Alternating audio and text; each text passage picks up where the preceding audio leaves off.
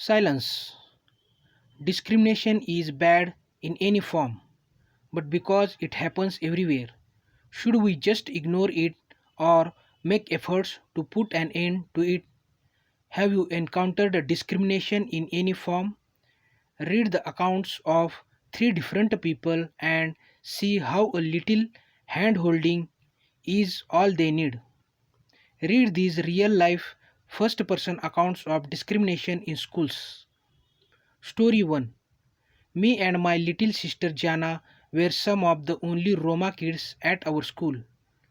I used to think it was a good school, but the other children bullied us, especially Jana. They pushed her around and called her blackface.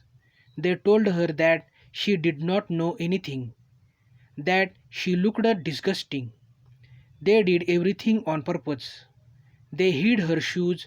It was snowing, so I had to bring her home on my back. Jana was afraid to go to school. She would start crying every morning. I would cry too. Every day it was like that. We told the head teacher, but she would not listen to us. So I decided to take care of it myself.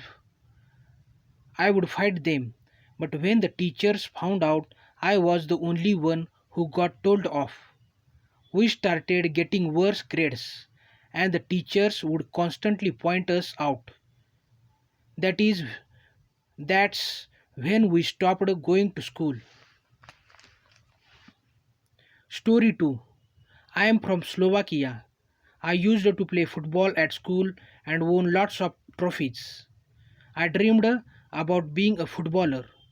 When we moved to Czech, I could not speak Czech and found the class difficult. When I failed the class, they sent me to the tested by a counselor. They showed me pictures that I had to match together. It felt as if they thought I was an idiot. They sent me to a special school, but all my friends were there, so I wanted to go there too. But I did not realize it was a school for children with mental disabilities. My grandma did not want to send me, but they told her I would not make it in the normal school. They make idiots of us at the special school. They teach slower, and I do not think I can go to a good high school from here.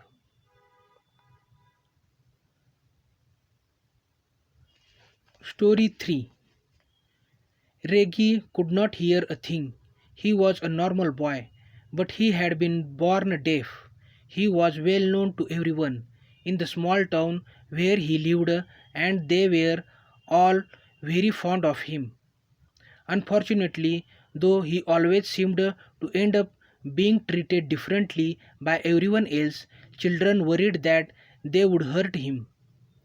They maybe he wouldn't hear the ball being hit in his direction.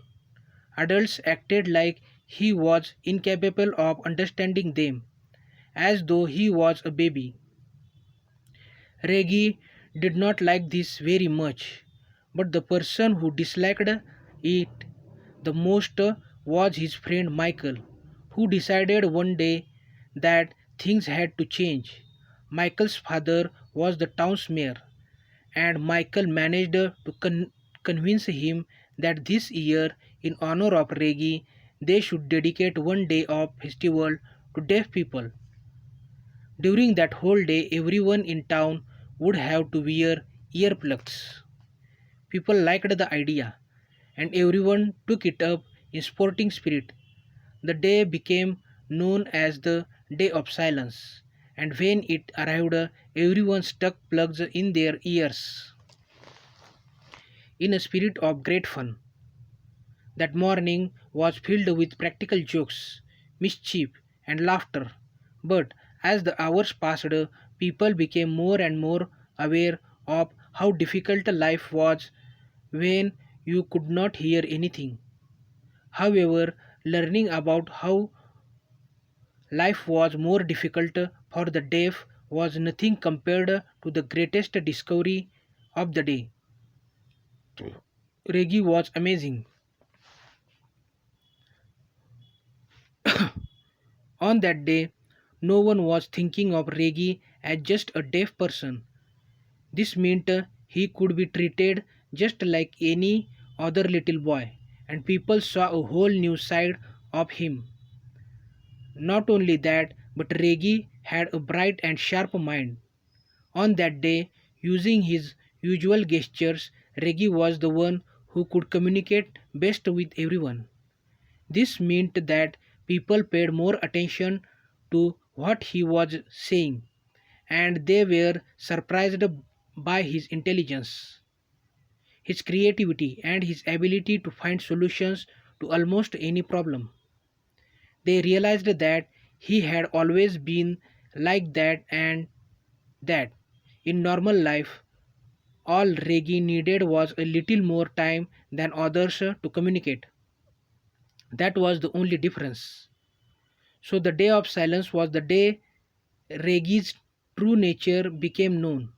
And it was the day everyone realized you have to give people a chance to show how valuable they are. People in the town wanted to make sure that others would learn this lesson as well. So, from that day on, whenever a visitor came to town, they were welcomed joyfully and a helmet was plonked on their head. A helmet with great thick flaps. A helmet which meant you could not hear the slightest thing. Although it was all done in jest, the visitors learned to treat the differently abled with respect and shed their prejudice.